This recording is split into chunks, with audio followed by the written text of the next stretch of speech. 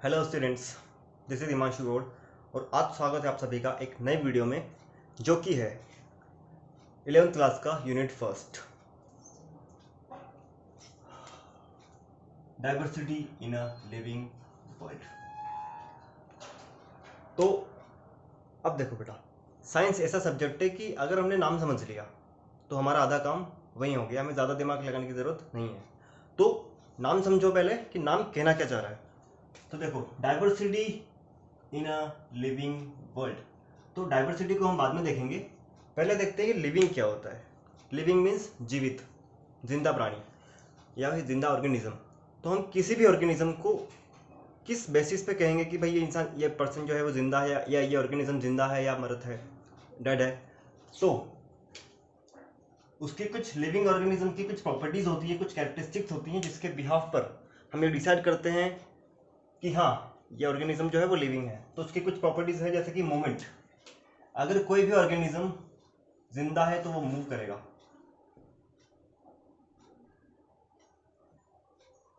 अपनी अपनी जगह पर भी मूव करेगा और किसी एक one place to another place भी वो मूव करेगा। सेकंड है, अगर वो एनवायरनमेंट में रह रहा है, ठीक, प्लानट अर्थ पर रह रहा है, तो उसको अपनी ग्रोथ के लिए, जिंदा रहने के लिए, अपने सर्वाइवल के लिए न्यूट्रिशन की जरूरत पड़ेगी। तो वो क्या करेगा, न्यूट्रिशन अपटेक करेगा फ्रॉम द एनवायरमेंट। ओके, अब न्यूट्रिशन अपटेक कर रहा है, हम खाना खाते हैं, ठीक है, जब बच्चा छोटा होता है खाना खाता है, जैसे जैसे खाना खाता है उसकी बॉडी में न्यूट्रिएंट्स जो है वो बढ़ते जाते हैं, जो न्यूट्रिएंट्स की जो भी फुलफिल वो रिक्वायरमेंट है वो पूरी होती जाती है, तो उसकी ग्रोथ होती जाती है। तो न्यूट्रिशन अपटेक करेगा तो वो ग्रोथ भी करेगा। ओके, एक पर्टिकुलर टाइम के बाद में क्या होगा, वो रिप्रोड्यूस करेगा, और क्या प्रोड्यूस करेगा, प्रोजेनी या फिर ऑफस्प्रिंग्स, जो कि किसकी सिमिलर होंगे, उसके पेरेंट्स की सिमिलर होंगे। नेक्स्ट कैरेक्टरिस्टिक्स होती हैं कि sense the environmental stimulus. Environment में हो रही जो भी गतिविधि है उसके अगेंस्ट वो उसे सेंस करेगा कि हाँ भाई टेम्परेचर ज़्यादा है, तो उस टेम्परेचर को सेंस करेगा और उस टेम्परेचर इंक्रीज या डिक्रीजिंग टेम्परेचर के अगेंस्ट, उस स्टिमुलस के अगेंस्ट वो अपना कोई पर्टिकुलर रिस्पॉन्स देगा जो भी उसके लिए बेनिफिशियल होगा। लाइक अगर हमें गर्मी लगती है, हम किसी ऐसे एनवायरनमेंट में बैठे हुए हैं, हम भी लिविंग ऑर्गेनिज्म है, human is a living organism. तो मान लीजिए कि अगर हमें गर्मी लग रही है तो हम क्या करेंगे, हमारी बॉडी उस गर्मी को, उस तापमान को, उस टेम्परेचर को सेंस करेगी, बढ़ते हुए टेम्परेचर को, और हमारा माइंड, हमारी बॉडी क्या करेगी, उस बढ़ते टेम्परेचर के रिस्पॉन्स अगेंस्ट, उस स्टिमुलस के अगेंस्ट कुछ रिस्पॉन्स देगी। यानी कि हम क्या करेंगे, टेम्परेचर को, उस बढ़ते टेम्परेचर को डाउन करने के लिए हम एसी चला लेंगे, कूलर चला लेंगे, फैन चला लेंगे। तो वो हो गया हमारा रिस्पॉन्स। तो इसी बेसिस पे किसी भी ऑर्गेनिज्म को कहा जाएगा लिविंग। और बेटा बायोलॉजी क्या है, बायोलॉजी है is a study of biology is a study of living organism.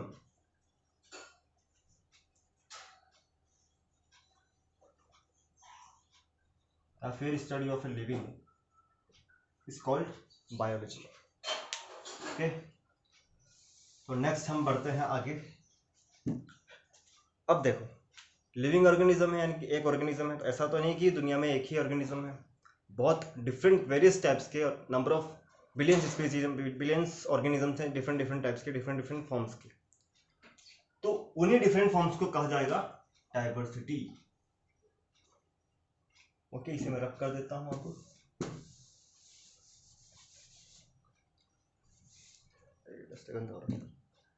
तो डाइवर्सिटी क्या होती है, range of varieties of an organism इसलिए डाइवर्सिटी हर चीज के लिए हो, चाहे वो लिविंग हो चाहे नॉन लिविंग हो, बट हम यहाँ बायोलॉजी पढ़ रहे हैं, लिविंग पढ़ रहे हैं, इसलिए बात हम लिविंग के रेफरेंस में ही करेंगे। तो range of varieties of an organism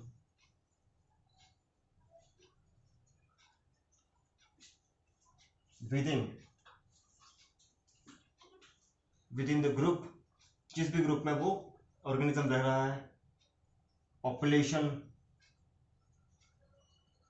या फिर उसकी कम्युनिटी, ये सब इकोलॉजी के टर्म है, हम आगे पढ़ेंगे इसको। Okay, so the range of varieties of an organism with in the group, किसी भी ऑर्गेनिज्म की रेंज कि वहाँ पे कितनी डिफरेंट ऑर्गेनिजम्स या कितने डिफरेंट ऑर्गेनिज्म इस दुनिया में प्रेजेंट हैं। अब देखो ऑर्गेनिजम्स क्या होते हैं। अब लिविंग ऑर्गेनिजम्स हैं तो उनमें भी बहुत सी वेराइटीज़ हैं। उनमें से कुछ प्लांट्स हैं, कुछ एनिमल्स हैं, कुछ बर्ड्स हैं, कुछ इंसेक्ट्स हैं और एक्सेट्रा।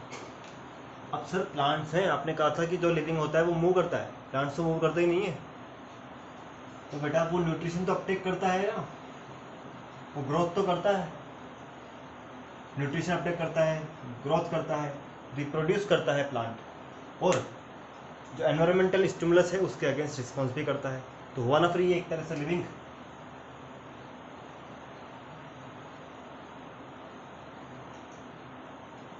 अब देखो प्लांट्स का जब हम क्लासिफिकेशन पढ़ेंगे आगे, अभी तो खैर नहीं पढ़ रहे हैं, एक जनरल आइडिया भी ले लेते हैं। जब हम प्लांट्स का क्लासिफिकेशन पढ़ते हैं तो उसमें भी प्लांट्स की अलग अलग वैरायटीज आ जाती हैं। कुछ एल्गे जो थैलस है, जो बॉडी फॉर्म के बेसिस पर अगर हम बात करें तो कुछ एल्गे होते हैं, उनमें कुछ ब्रायोफाइट्स होते हैं, कुछ टेरिडोफाइट्स होते हैं, कुछ जिम्नोस्पर्म्स होते हैं, नेक्ड सीड। और इसी क्लासिफिकेशन है तो ये किसके बेसिस पर है, ये सीड के बेसिस पर है, ये थैलस के बेसिस पर है। ऐसे ही कुछ बर्ड्स होते हैं, बर्ड्स में भी बहुत सी वैरायटीज़ होती है। कुछ की बीक चोंच के आधार पर अगर हम उनको क्लासीफाई करें तो कुछ लॉन्ग बीक वाले होते हैं, कुछ शॉर्ट बीक वाले होते हैं। फीदर्स जो हमारे पंख होते हैं, सॉरी हमारे नहीं, बर्ड्स के पंख होते हैं। फीदर्स के बेसिस पर भी डिफरेंट टाइप्स के ऑर्गेनिज्म बर्ड्स होते हैं।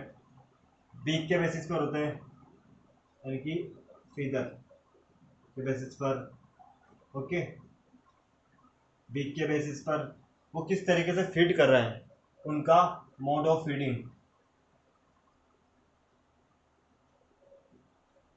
यहाँ पर मोड ऑफ न्यूट्रिशन अलग होता है, मोड ऑफ फीडिंग अलग होता है, तो कंफ्यूज नहीं होना। इंसेक्ट्स है, इंसेक्ट्स को अगर हम उनके अपेंडेजेस यानी कि उनके हाथ पैर लिम्स के बेसिस पर अगर उनको हम क्लासीफाई करें, या अपेंडेजेस के बेसिस पर हम क्लासीफाई करें, तो दो पैर वाले कीड़े होते हैं, उनको हम डुआपोडा बोलते हैं। कोई कीड़ा होता है, कोई इंसेक्ट होता है जिसके 4 पैर होते हैं, उसको टेट्रापोडा कहा जाता है। कुछ होते हैं 6 पैरों के होते हैं, उनको हेक्सापोडा कहा जाता है। किसी के 8 होते हैं, लाइक अपना स्पाइडर, उसके ज़्यादा भी होते हैं, लाइक मिलीपीड हो गया, सेंटीपीड हो गया, okay. They have 100 of limbs और लेग्स, 100 लेग्स। अब देखो जैसे कि कोई भी एक कंट्री है या फिर एक शहर है, उस एक शहर में किसी भी ऑर्गेनिज्म का बर्ड की एक स्पीसीज पाई जाती है। हम उस शहर से बाहर निकलते हैं, हम स्टेट लेवल पे आते हैं, तो वो दूसरे शहर इंक्लूड होते हैं, तो उन शहरों में भी उस तरह के बर्ड की कुछ दूसरी वैरायटी पाई जाती है। फिर हम आते हैं कंट्री लेवल पर आते हैं, मान लो तो डिफरेंट डिफरेंट स्टेट्स इन्वॉल्व होते हैं, तो उन स्टेट्स में उस ऑर्गेनिज्म की कुछ और प्रजातियां पाई जाती है, कुछ और स्पीशीज पाई जाती हैं। तो जैसे जैसे एरिया बढ़ेगा वैसे वैसे क्या होगा, ऑर्गेनिजम्स का काउंट बढ़ेगा, ओके। एरिया बढ़ेगा उससे क्या होगा, ऑर्गेनिज्म का काउंट बढ़ेगा, तो उससे क्या बढ़ेगा, अपना डाइवर्सिटी बढ़ेगी, ओके। तो एरिया के हिसाब से अगर हम बात करें तो जो मैक्सिमम डाइवर्सिटी होती है, या फिर हम कहे जाए कि जो डेंस फॉरेस्ट होते हैं उनमें डाइवर्सिटी ज़्यादा पाई जाती है। और अगर हम काउंट की बात करें तो ट्रॉपिकल फॉरेस्ट जो होते हैं, हमारा एनसीईआरटी बोलता है जो ट्रॉपिकल फॉरेस्ट होते हैं वहाँ पर मैक्सिमम डाइवर्सिटी होती है, फर्स्ट मैक्सिमम डाइवर्सिटी। उसके बाद जो हमारे ओशंस में है, जो हमारे समुद्र में जो कोरल रीफ्स होती है, वो सेकंड लार्जेस्ट डाइवर्सिटी होती है किसी ऑर्गेनिजम्स की। सबसे ज़्यादा डाइवर्सिटी पाई जाती है कहाँ पर? ट्रॉपिकल फॉरेस्ट में, और उससे कम कोरल रीफ्स में, जो कि ओशंस में प्रेजेंट होती हैं। ओके, तो अब तक एनसीईआरटी के अकॉर्डिंग अब तक 1.7 to 1.8 मिलियन स्पीशीज डिस्कवर हो चुकी हैं। Okay, discovered. तो इस लार्ज वैरायटी ऑफ स्पीशीज को क्या कहा गया? क्योंकि सब लिविंग की बात करें, बायो मतलब क्या होता है? लिविंग होता है, तो इसे कहा गया बायोडाइवर्सिटी।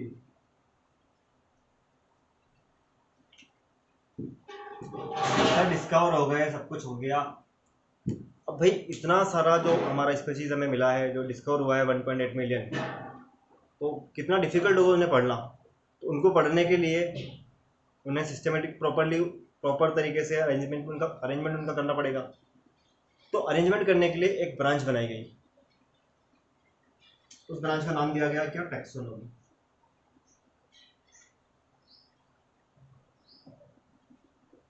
क्या नाम दिया गया? टैक्सोनॉमी। तो टैक्सोनॉमी क्या करेगा? डील करेगा क्या किसके साथ में? जो अनआइडेंटिफाइड स्पीशीज है उनको आइडेंटिफाई करने में। अब आइडेंटिफाई हो जाती है तो उसका कुछ नई स्पीशीज आइडेंटिफाई हुई तो उसका कुछ नाम भी रखना पड़ेगा, तो उसको नोमेनक्लेट करने में या फिर उसके नोमेनक्लेचर में। तो तीसरा उसके क्लासिफिकेशन में। क्लासिफिकेशन क्या होता है? क्लासिफिकेशन क्या होता है? क्लासिफिकेशन होता है, इसको बता देता हूं।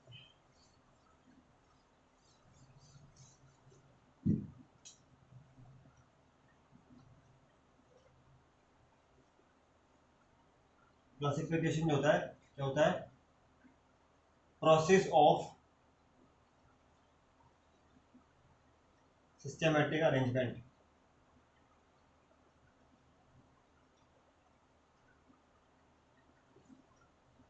of an organism into groups according to their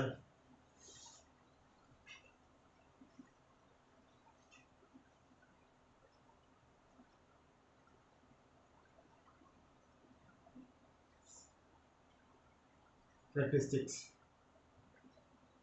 okay, अब हम पढ़ेंगे टैक्सोनॉमी।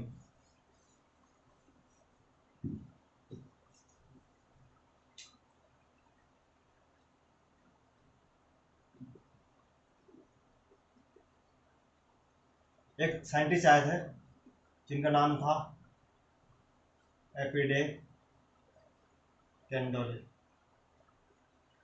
ओके, क्या नाम था? एपीडी कैंडोले। उन्होंने टर्म दिया था क्या? टैक्सोनॉमी। उन्होंने टर्म दिया टैक्सोनॉमी। टैक्सोनॉमी क्या होता है? Taxonomy is a branch of a science that deal with the identification, nomenclature and the classification of newly discovered organism या फिर newly discovered species।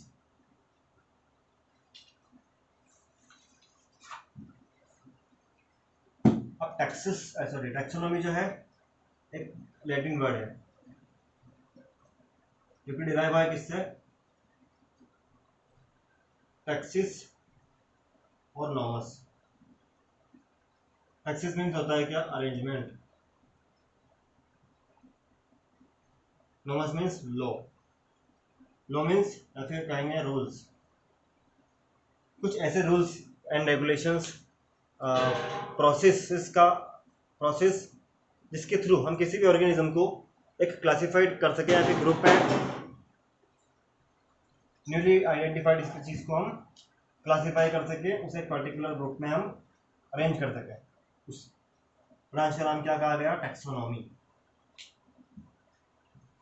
अब एपी कैंडोले जो थे, एपीडी कैंडोले ने एक बुक लिखी थी, इसका नाम था थ्योरी ऑफ एलिमेंट्री बॉटनी। उसके अंदर इन्होंने, इस बुक के अंदर इन्होंने टैक्सोनॉमी के बारे में बताया है। अब टैक्सोनॉमी का बेसिस क्या रहेगा, हम किस आधार पर, यानी किस आधार पर किसी भी ऑर्गेनिज्म को हम क्लासिफाई करेंगे। तो बेसिस ऑफ टैक्सोनॉमी रहेगा हमारा, पहला होता है इसकी मॉर्फोलॉजी,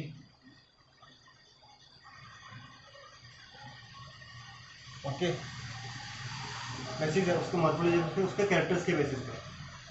पुराने ज़माने की अगर हम बात करें तो उसके कैरेक्टर्स के बेसिस पर ही उसे किसी भी ऑर्गेनिज्म को क्लासिफाई किया जाता है।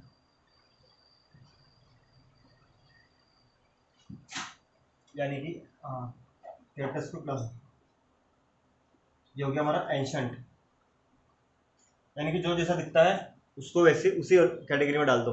लाइक कोई ऑर्गेनिज्म न्यूली डिस्कवर्ड हुआ, अगर वो हमें फूड दे रहा है तो उसको एक कैटेगरी में डाल दो। ओके, वो हमें शेल्टर दे रहा है तो उसे एक अलग कैटेगरी में डाल दो।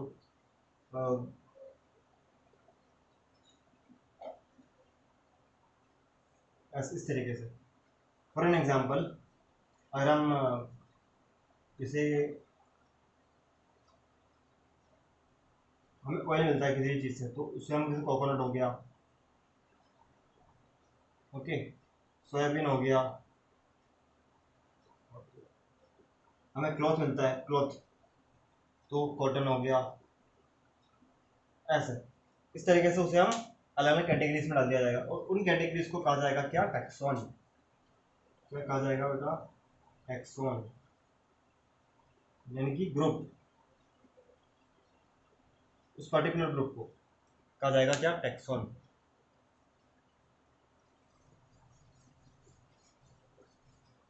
उसके बाद में एक नए साइंटिस्ट आए, कैरोलस लिनियस, इन्होंने भी एक बुक लिखी, इसका नाम क्या था, सिस्टेमा नेचुरल, ओके। उन्होंने टर्म दी या फिर एक ब्रांच दी जिनका नाम था सिस्टेमेटिक्स।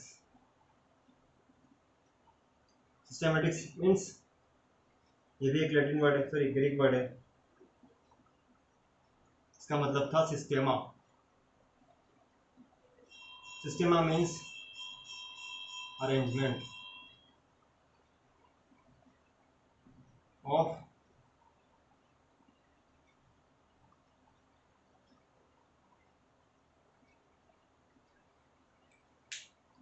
ऑर्गेनिज्म। अब सर टैक्सोनॉमी भी तो अरेंजमेंट ही था, इसमें क्या नया है, ये भी टैक्सोनॉमी, सॉरी ये भी, इसमें भी अरेंजमेंट ही हो रहा है, टैक्सोनॉमी में भी अरेंजमेंट ही हो रहा था। तो बेटा इसमें डिफरेंस ये है कि वहाँ पे आइडेंटिफिकेशन हो रहा था ऑर्गेनिज्म का,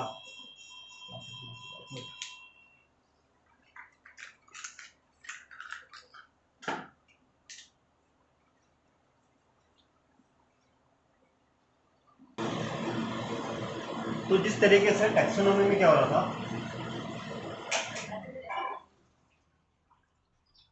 टैक्सोनॉमी में क्या हो रहा था, आइडेंटिफिकेशन हो रहा था, नॉमेनक्लेचर हो रहा था और क्लासिफिकेशन हो रहा था। तो सिस्टेमेटिक्स में एक नई चीज़ इन्वॉल्व की गई कि सिस्टेमेटिक्स में क्या होता है, जो ये न्यूली ऑर्गेनिज्म जो हमारा डिस्कवर हुआ है उसकी फाइलोजेनी या फिर उसका इवोल्यूशनरी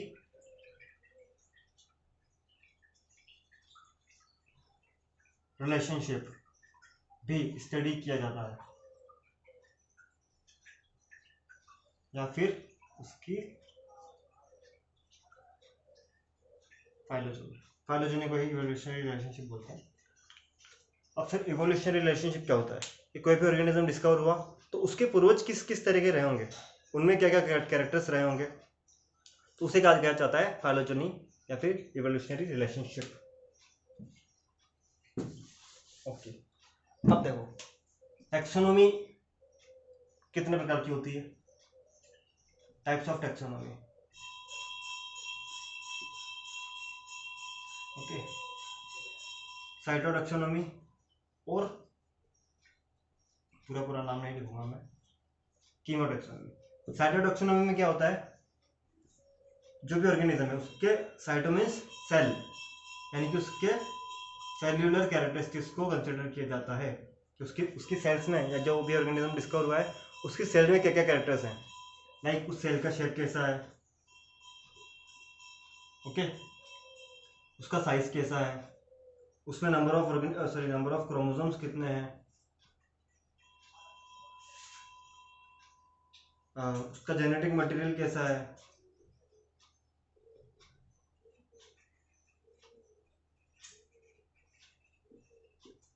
इस तरीके से। तो उसके साइटोलॉजिकल कैरेक्टर्स के बेसिस पर किसी भी ऑर्गेनिज्म को क्लासिफाई करना is part of a cytotaxonomy. कीमोटैक्सोनॉमी क्या होता है, अब देखो कहा था ना कि नाम में ही काम है, कीमो मीन्स केमिकल,